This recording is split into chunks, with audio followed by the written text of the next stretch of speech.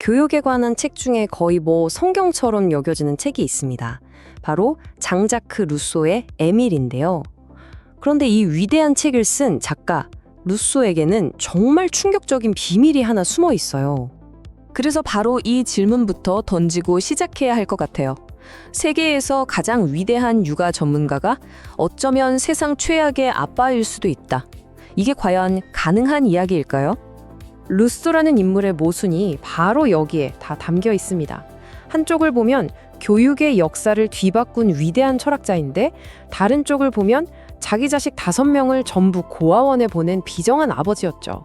평생 위선자라는 꼬리표가 따라다닐 수밖에 없었던 이유입니다.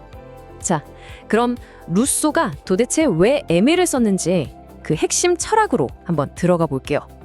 이건 그냥 책이 아니고요. 말 그대로 이상적인 인간을 만들어내는 거대한 프로젝트 설계도 같은 거였어요. 루소의 생각은 이 한 문장에서 시작합니다. 신은 모든 것을 선하게 만들었지만 인간의 손을 거치면서 모든 게 타락한다. 그러니까 우리는 원래 선하게 태어났는데 사회가 우리를 망가뜨린다는 거죠. 모든 문제의 원인은 사회다. 이겁니다. 그래서 루소가 그토록 지키고 싶었던 게 바로 자연인이라는 개념이에요. 사회라는 때가 묻기 전 우리 본연의 모습, 그 순수하고 자유로운 상태를 말하는 거죠. 그러니까 에밀은요, 거대한 상상 실험인 셈이에요. 이 썩어 빠진 세상에서 아이를 어떻게 하면 오염시키지 않고 완벽한 인간으로 키워낼 수 있을까?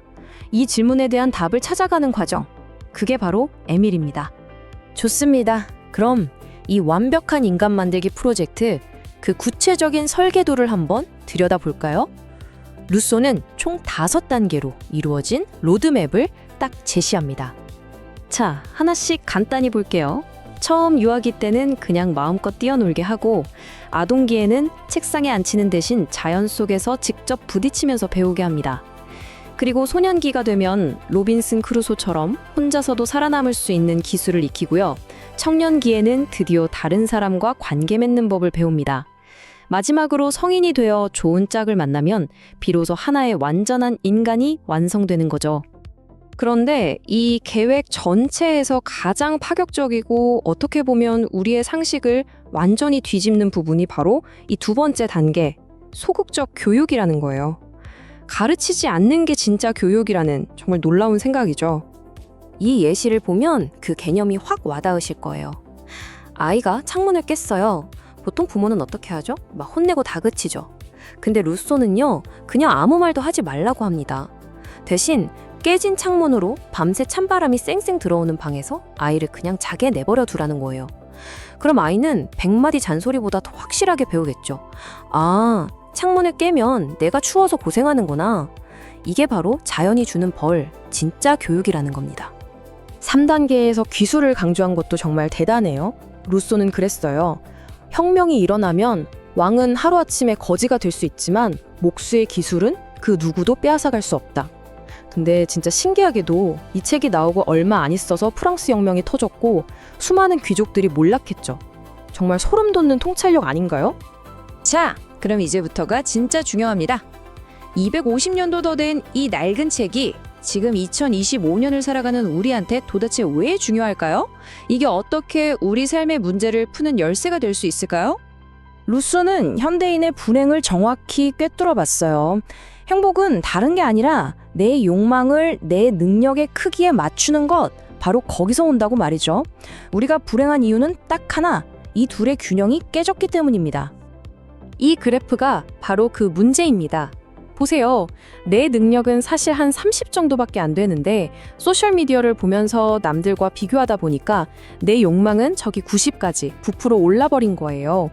이 어마어마한 격차, 이게 바로 우리를 끊임없이 불안하고 불행하게 만드는 진짜 원인입니다.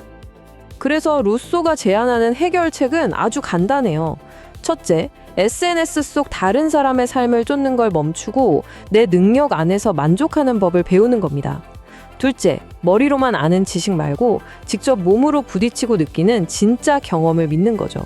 그리고 마지막으로 이게 제일 중요한데요. 하루에 딱 30분만이라도 내가 가진 직함이나 지위 같은 사회적 가면을 전부 벗어던지는 거예요. 그리고 그냥 순수한 나, 그 자연인으로 돌아가는 시간을 갖는 겁니다. 자, 이제 이야기의 처음으로 다시 돌아가 봅시다. 이 모든 위대한 가르침을 남겼지만 정작 자기 자신은 그렇게 살지 못했던 남자, 바로 루소 자신에게로 말이죠. 근데 한번 이렇게 생각해 볼 수도 있지 않을까요?